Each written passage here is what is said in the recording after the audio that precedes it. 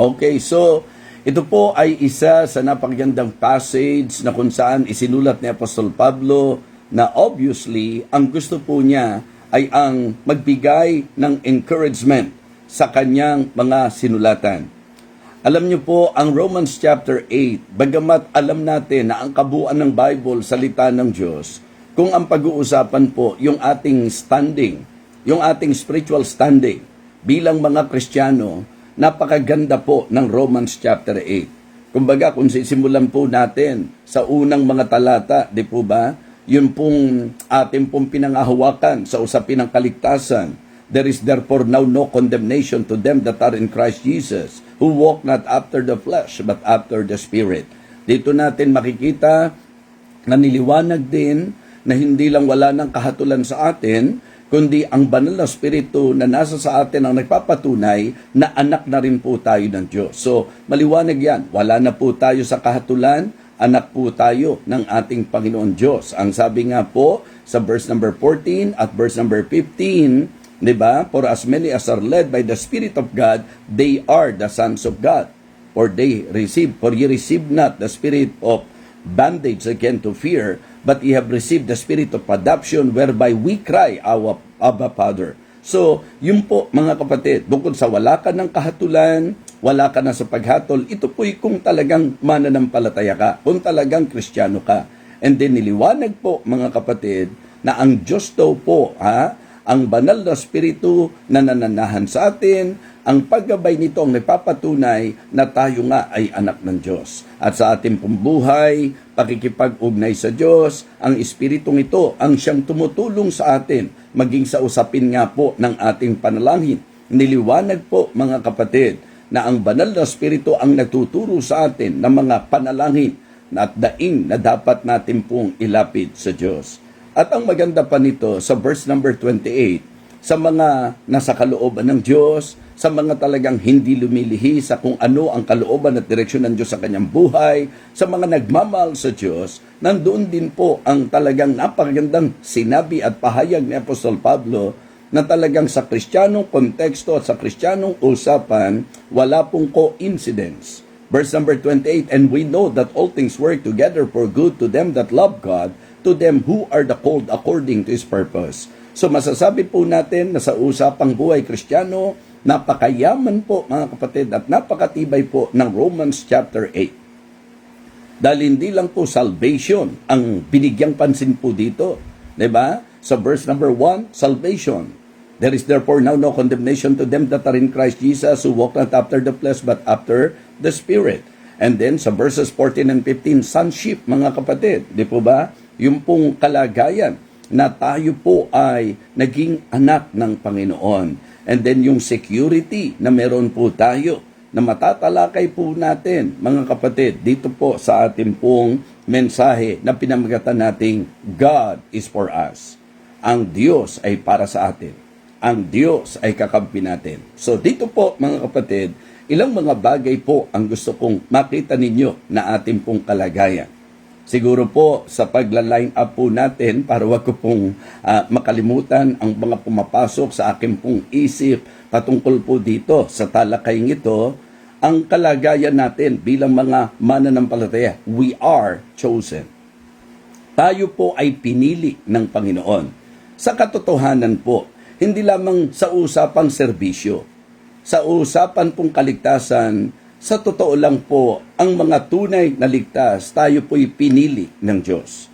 At ang idea po ng pagpili ng Diyos ay laging hindi po natin inihihiwalay sa Kanya pong foreknowledge. Him being all-knowing, kilala po niya tayo, alam po niya ang mananampalataya at magtitiwala po sa Kanya. Kasi po ang Panginoon sa usapin ng pagpili, lagi nating binibigyang pansin na meron pong human responsibility and accountability. Hindi man po matanggap ng marami. Gusto ko pong sabihin sa inyo na ang Diyos na kung saan being the sovereign God, siya po ang lumikha sa tao at siya rin po ang nagdisenyo ng tao na kanyang nilikha. Sa panimula pa lang, magandang maintindihan na po natin na ang nilikha ng Panginoon ay hindi po robot. Ang nilikha po ng Panginoon ay tao. At pag inaral po natin sa Biblia, Ang tao na nilikha ng Diyos mula pa sa pasimula, Kanya pong binigyan ng tinatawag na accountability. When God created Adam, very clear na meron pong human accountability. Ang lahat po pwedeng kainin, pero ang bunga ng pagkaalam ng mabuti at masama, huwag kakainin. So, ang Diyos na lumikha sa tao, na nagdisenyo sa tao, ang nagsabi sa tao na merong dapat kainin at merong hindi dapat kainin. At dito makikita nyo po na hindi po sinunod ni Adam ang utos po ng Diyos. Sa pasimula, si Eve, di po ba? Hanggang ini-offer din po ito kay Adam. So maliwanag po, may utos ang Diyos. Meron pong malinaw na sinabi ang Diyos na huwag kakainin ang bunga ng pagkaalam ng mabuti at masama. Palibasa, ang tao po merong choice at yun po'y may kadahilanan why the Lord created man with choice. Bakit po? Sapagkat mayroon pong divine reason. And of course, wala pong makakaabot niyan. Diyos lang po ang nakakaalam sa kanyang naging disenyo. But one thing is so clear to us, that He created man with choice. Ikaw ay magpapasya, meron kang pananagutan, kung susunod ka sa Diyos, ikaw ay mapapabuti, kung susuway ka sa Diyos, ikaw ay mapapasama. Kung susunod ka sa Diyos, ikaw ay mapagpapala, kung susuway ka sa Diyos, ikaw ay mapapalo. So napakaganda po na ito ay ating pong mabigyan ng pansin. Mga kapatid, ipinapakita po ng ating pong pag-aaral. Ang sabi nga po, ang linaw-linaw, di po ba? Sa verse number 28, and we know that all things work together for good to them that love God, to them who are the called according to His purpose. Ang sabi po, for whom He did foreknow, He also did predestinate.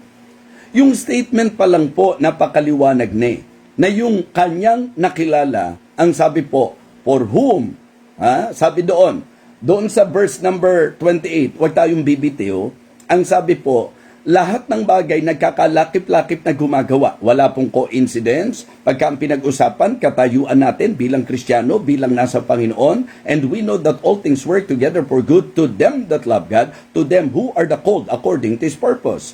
For whom He did foreknow, He also did predestinate to be conformed into the image of His Son, that He might be the firstborn among many brethren.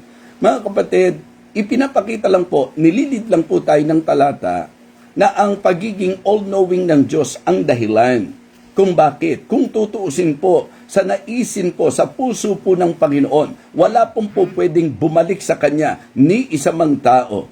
Ang mapapahamak sa impyerno, kailanman hindi po pwedeng sisihin ang Diyos. Ang masisira at mapapariwara ang buhay, kailanman hindi po pwedeng sisihin ang Diyos. Sapagkat ang tao po ay binigyan ng Panginoon ng kakayahan upang siya po'y pumili. Pero mula po nung lumabag ang tao, mula po nung sumuway ang tao, makikita niyo po na nagsuffer ang tao ng konsekwensya ng kanya pong naging pagsuway.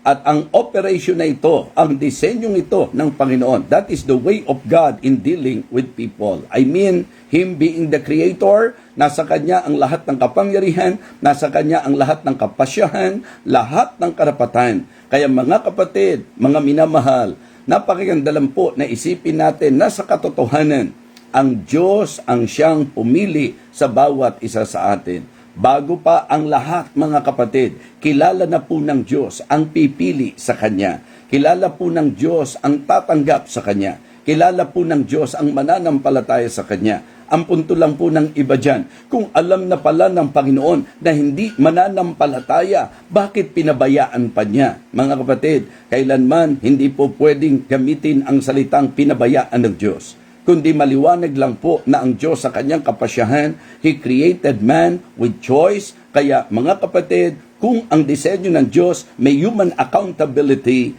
ang Diyos din po ang siyang dapat at may karapatan kung ano po ang nais niya doon po sa mga tao na hindi siya pinili. E di sana lahat na lang ng tao, di ba?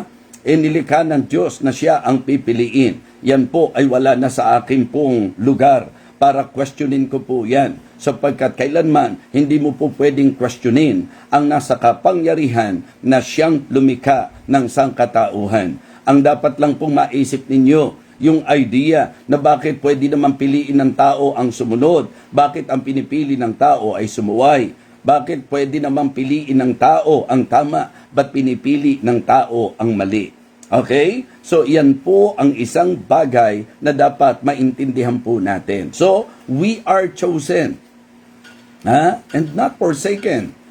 Tayo po'y pinili po ng Panginoon. And then, we are cleared. Yun po yung idea nung wala ng condemnation. Wala na po tayo doon sa kalagayan ng condemned kung tayo po ay nanampalataya. Cleared na po tayo, mga kapatid. We are already washed. Binayaran na po ng Panginoon.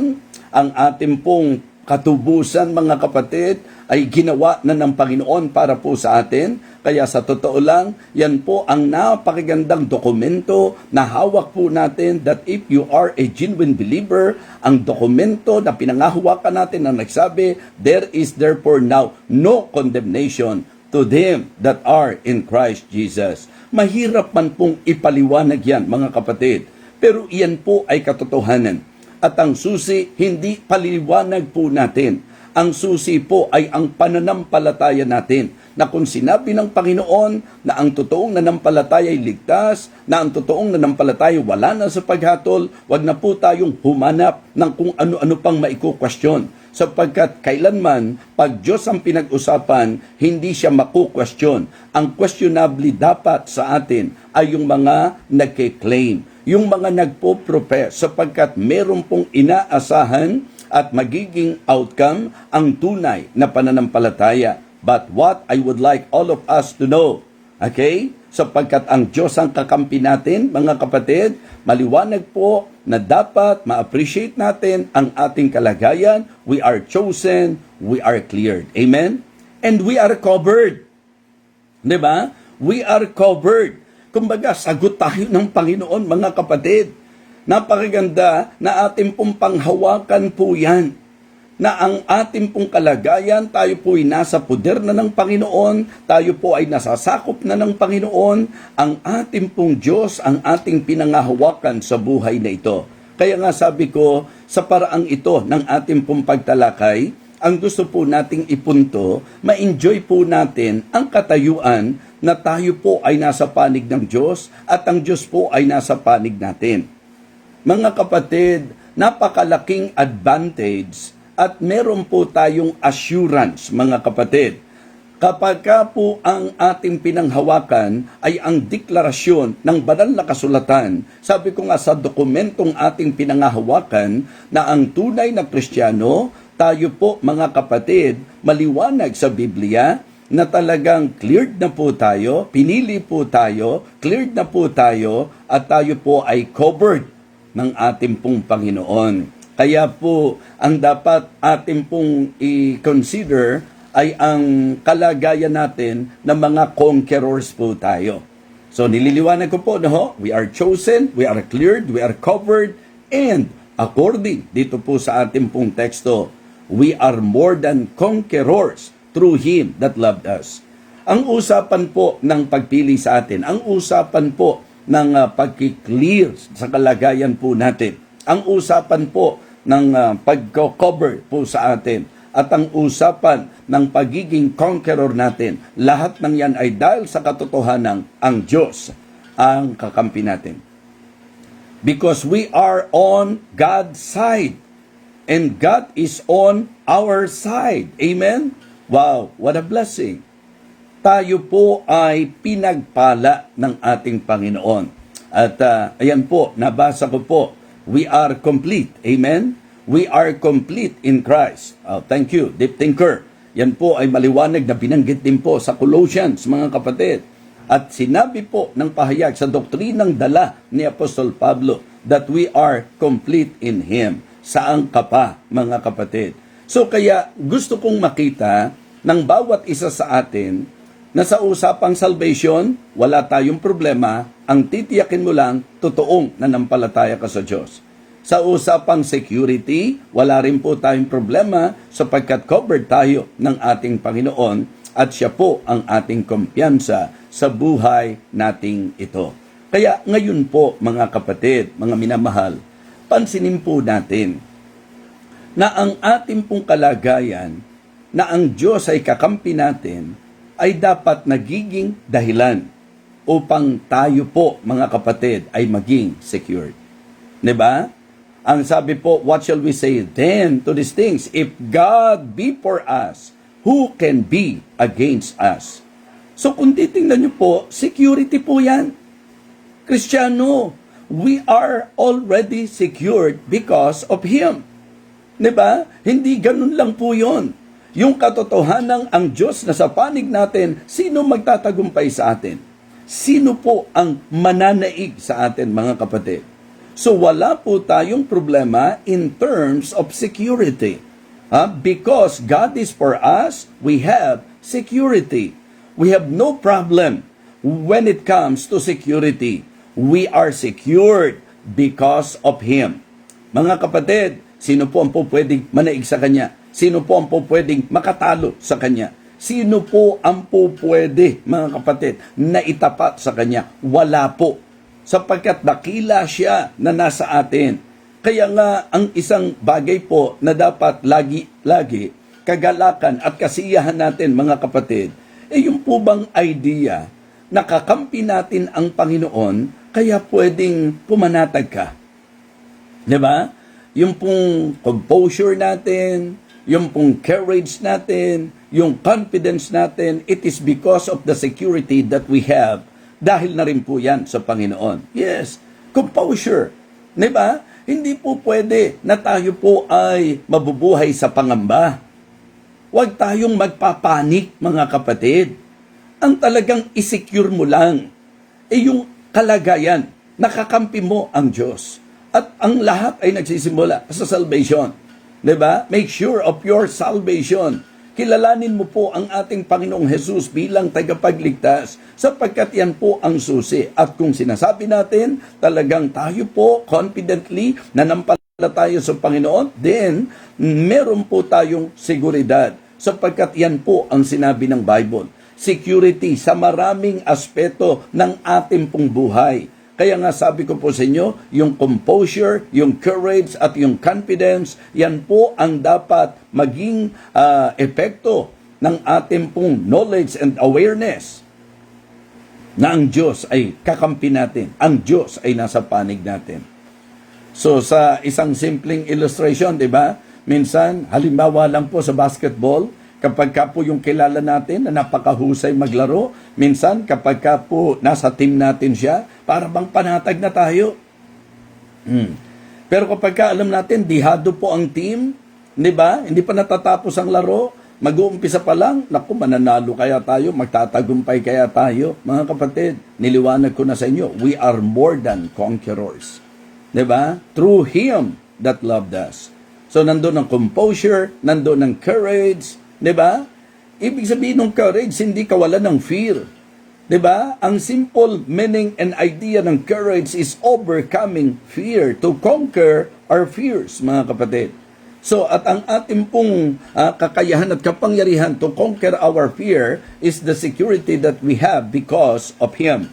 Tayo po ay nasa panig ng Panginoon at ang Panginoon nasa panig po natin. Yun po ang napakaliwanag. If God be for us, who can be against us? Okay? At hindi lamang po sa usapan ng security, wala tayong problema. Sa supply, wala rin po tayong problema. Diba?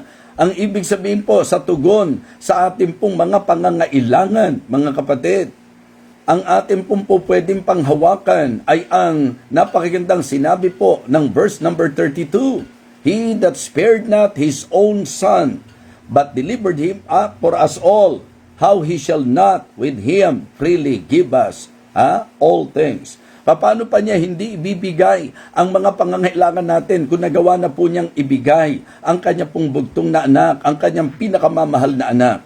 Sabi ko, ito bigyan po natin ng weight, mga kapatid. Kasi kadalasan po,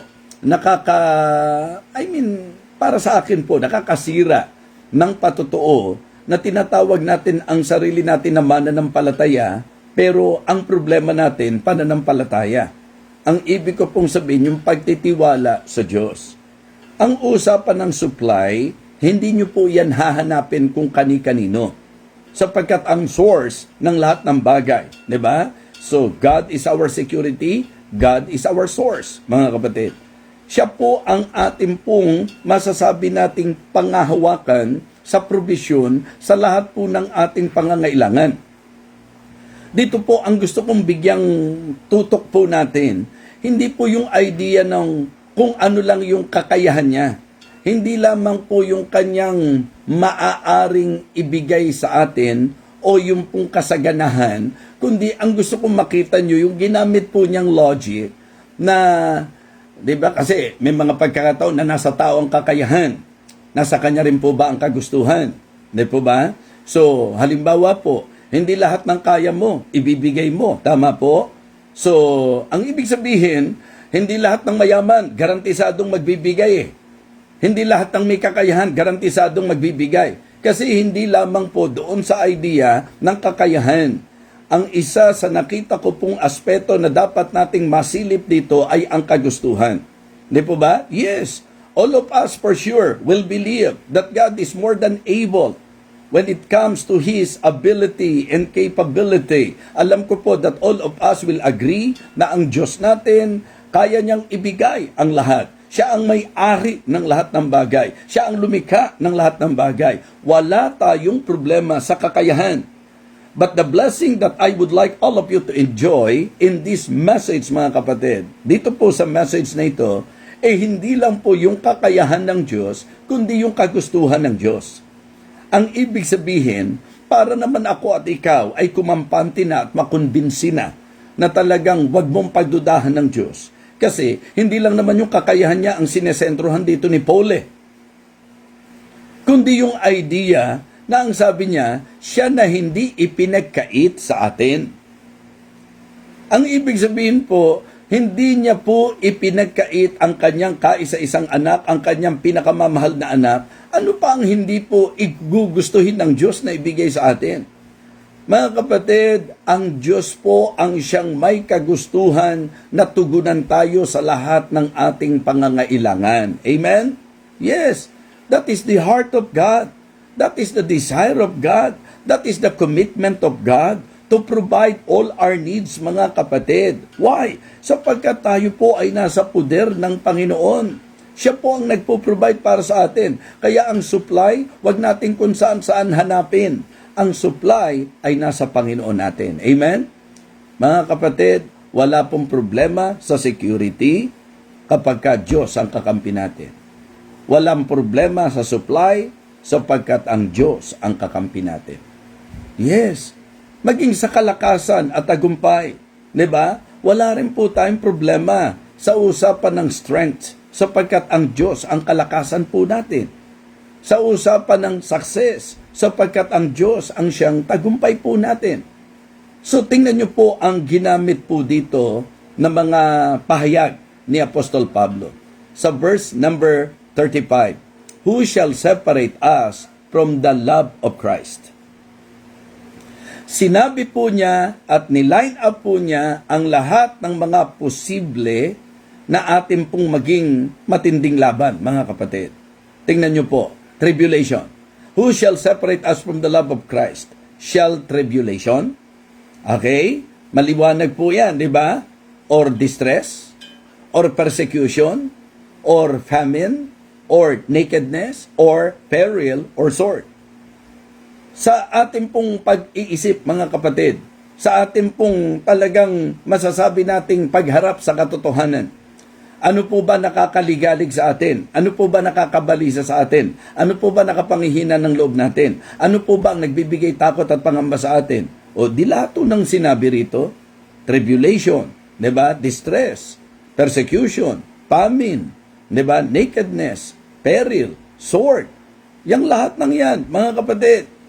'Di ba? Pagka po tayo ay merong mga kahirapan, pagtitiis, kapigatian, nagpapahina ng loob 'yan. Ganon din po yung distress o kaya yung pag-uusig o yung ating pong mga nararanasan na kagutuman, kakulangan, yan po, panganib. Yun po yung makikita nyo na ipino-point out po dito na dahil nasa panig natin ng Diyos, lahat ng ito, mga kapatid, dapat mapagtagumpayan po natin. Di ba? Sabi nga ni Pablo, as it is written, di ba? For thy sake we are killed all the day long. We are accounted as sheep for the slaughter. Pero ang sabi ng verse 37, nay, in all these things we are more than conquerors through Him that loved us. Mga kapatid, lahat ng ito sakop. Yung pong security natin because of the love of Christ, because of the love of God. So mga kapatid, tayo raw po ay higit pa sa mga mapagtagumpay. So ibig sabihin po mga kapatid, wala tayong problema sa security, wala tayong problema sa supply, wala po tayong problema sa strength, wala po tayong problema sa success. So tiyak po yan mga kapatid. Yun po yung malaking blessing na tayo po bilang mga Kristiyano dapat i-enjoy po natin. Sabi ko nga, nililiwanag ko po sa inyo, importante po na ako at ikaw ang unang isecure natin yung ating kaligtasan. So niliwanag po yan sa unang talata pa lang ng Romans chapter 8 na wala na raw pong paghatol sa sino man na nakay Kristo. So kinakailangan, kaibigan, na maranasan natin ang katayuan na ako at ikaw ay mapapasa ating Panginoong Hesukristo. Diba? So, ito po ang itinuturo ng salita ng Diyos. There is therefore now no condemnation to them that are in Christ Jesus, who walk not after the flesh, but after the Spirit. Doon po sa sonship, niliwanag ko rin po sa inyo na ang pinangungunahan ng banal na Espiritu ay anak ng Diyos. For as many as are led by the Spirit of God, they are the sons of God. So blessing po na hindi lang Kristiyano ka, na ikaw ay ibilang na anak ng Diyos. So kaya ito ang ating pong pinangahawakan. Bilang tayo po ay ligtas, bilang tayo po ay anak ng Diyos, mga kapatid, God is on our side. So God is for us.